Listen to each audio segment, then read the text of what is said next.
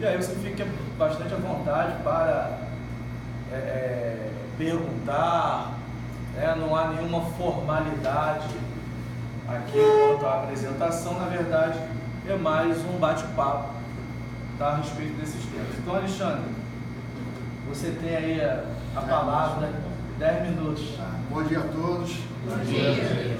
Dom Estácio de Copacabana, sou Dorival Caymmi, sou doutorando e o meu tema hoje é um tema que me incomodou na minha seara profissional. Eu sou advogado e aí eu fui peticionar o habeas corpus em segunda instância e fui com ele fisicamente, né, assinado. Cheguei lá no protocolo, fui informado que eu não poderia protocolar habeas corpus, que seria só eletrônico, porque tem agora uma resolução que advogado só pode peticionar habeas corpus em segunda instância se for eletrônico. Como precisava de urgência no habeas corpus, o que eu fiz? Risquei minha OAB e peticionei como uma pessoa comum, sem ser advogado. E aí foi aquela comoção ali na hora do cartório e acabaram aceitando o meu habeas corpus. E isso me incomodou. Falou, poxa, pensei, né? Certos serviços só podem ser utilizados pelo cidadão pela internet, mas nem todos têm acesso à internet. Então, fiz uma pesquisa rápida, né? E vi que, por exemplo, no Rio de Janeiro, para você matricular o seu filho em uma creche pública, só pela internet. Em nível nacional, o Enem, para você se inscrever, só pela internet. Isso é uma pesquisa rápida. São diversos serviços públicos que só são acessados com o uso da internet. Então, a minha ideia qual é? A minha ideia é pensar, os direitos fundamentais, né, eles são aquele rol taxativo que está na nossa carta política, ou não? Existem direitos fundamentais novos. E para isso eu fiz, né, um caminho lá no início de como nasceu a ideia de direitos da pessoa humana. Então eu fui buscar esse nascedor, os direitos naturais. São direitos que têm a sua ideia básica lá no estoicismo, né, no Zenão de Cício, na Grécia Antiga, dizia que a natureza é perfeita, a natureza é portadora de direitos. E o homem, como parte ínfima desse universo da natureza, pega dela certos direitos naturais. Depois de muitos séculos, já com os filósofos contratualistas, naquela tríade famosa, Thomas Hobbes, John Locke, Jean-Jacques Rousseau, desenvolveu a ideia de direito natural da pessoa. Saiu da natureza, da mãe natureza, e foi para o ser humano. O ser humano passou a ter direitos inatos anteriores a qualquer convenção política, a qualquer governo, qualquer lei. E essa ideia de direitos naturais foi o que fundamentou as duas grandes revoluções do século XVIII, a Revolução Francesa e a Revolução Norte-Americana.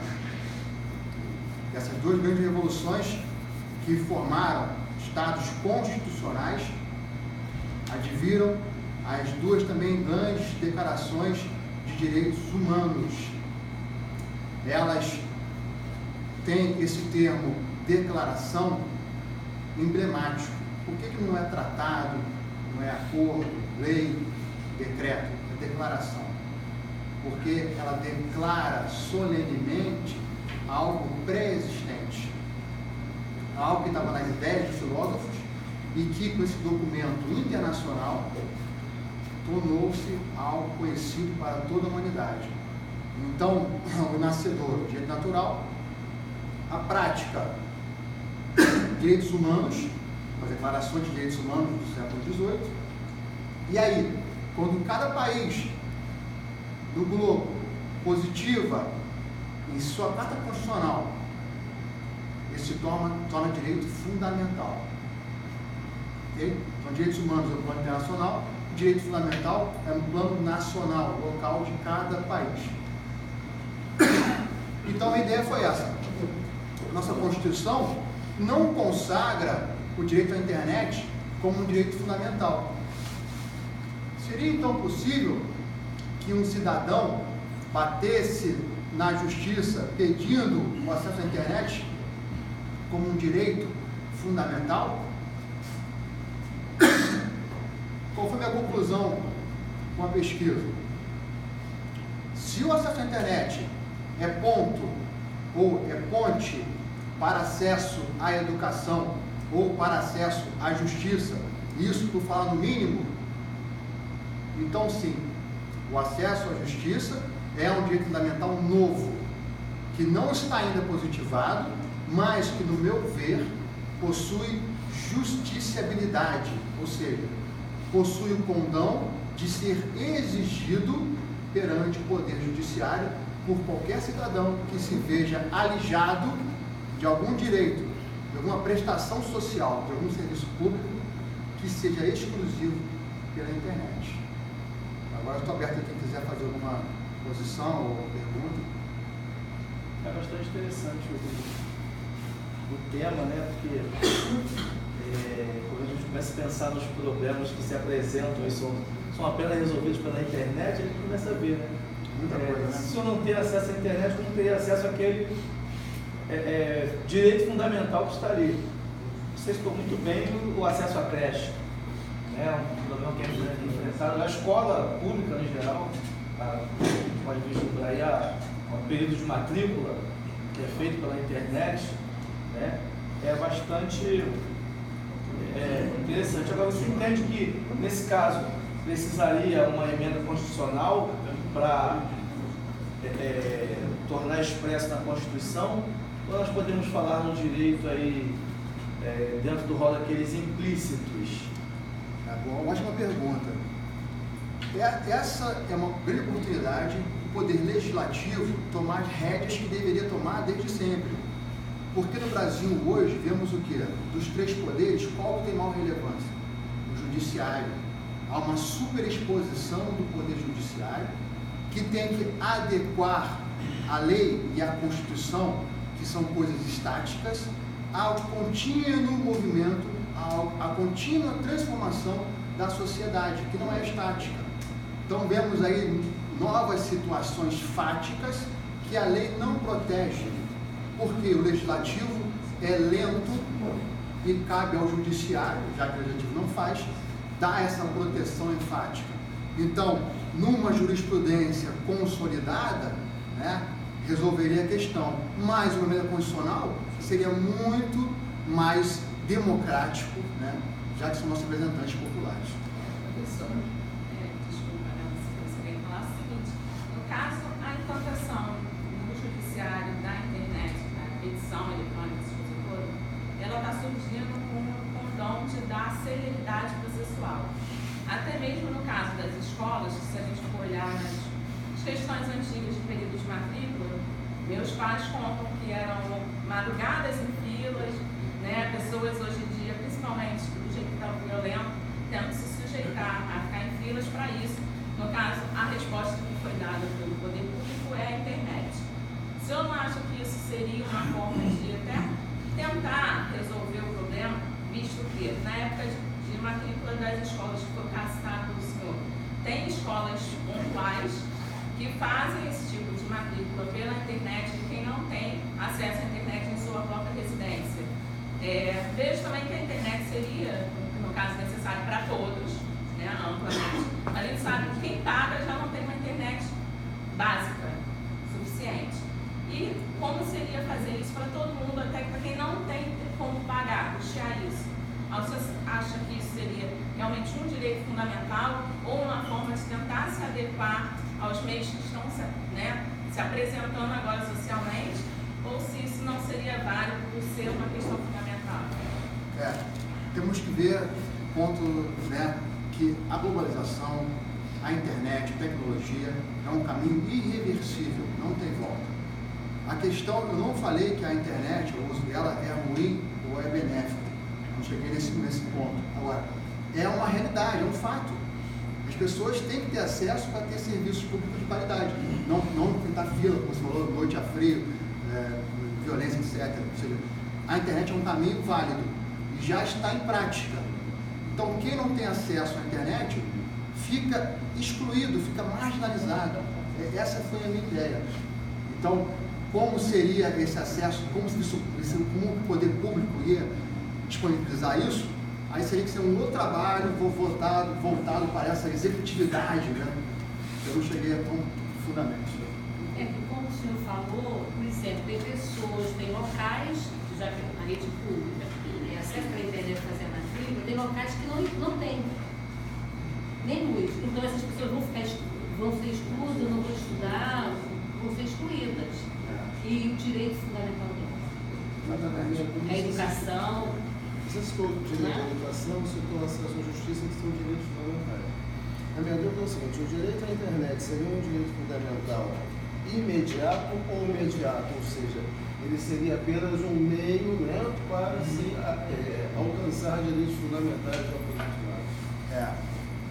Na minha concepção da atualidade, com a internet tão globalizada como está, aí não tem só a educação, também tem o lazer, né? A pessoa quer acessar a internet para ver culturas diferentes, se quer jogar um jogo com outros amigos, etc. E em situações, também a sociedade hoje é uma sociedade muito consumerista, né? Então, o comércio na internet é um comércio também gigantesco. Então, tem certos produtos que você não consegue no mercado, você tem que pedir de outro lugar, etc. Então, na minha concepção, já passou a ser um direito fundamental imediato, né? Que já é fundamental para várias situações e não apenas a educação e a justiça. Outros N serviços, ou entre eles lazeres, ou consumerismo, etc. na internet. Professor, até para comprar remédio, né? Se você compra pela internet, é mais barato que você ir na farmácia. Mais um direito à saúde também. Bom, gente, alguma pergunta? Vou fazer a pergunta aqui. A questão é a seguinte: o nosso país ele tem a mania de entrar em estradas sem pavimentá-las. Por exemplo, da justiça, obrigando certos serviços somente pela internet. Sendo que a internet ainda no Brasil é um produto caro, muito caro.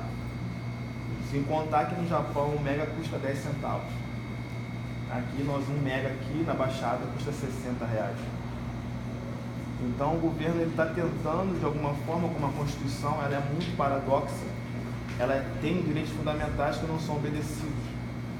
Como, por exemplo, nosso salário mínimo, que é ínfimo, se for olhar para a Constituição e ver o que o salário mínimo poderia proporcionar e não proporciona. Então não seria o caso de pensar, até que o governo esses dias tentou limitar, né, o ministro das Comunicações, com a Dilma empossada ainda, ele tentou limitar essa quantidade de acesso, porque o nosso país não tem infraestrutura suficiente para aguentar essa quantidade de acessos que nós estamos vendo. Inclusive o governo tentando, de uma forma, forçar a população a usar a internet. Eu pergunto, não seria a questão de, primeiro, o ministro da Comunicação resolver esse problema da pavimentação da estrada brasileira na internet, que ainda é deficiente? É um ótimo ponto, né? As políticas públicas do governo nem sempre atingem a meta, né, que buscavam, mas eu vejo como os ideais, né, do governo tentando chegar a um caminho.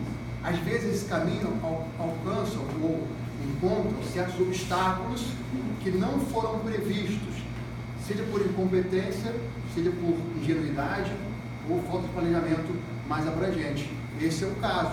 A internet sendo usada como meio de alcançar serviços públicos, porém, nossa internet, se for para os países mais desenvolvidos, ela é uma internet precária, né? Baixa velocidade, cai a internet, etc.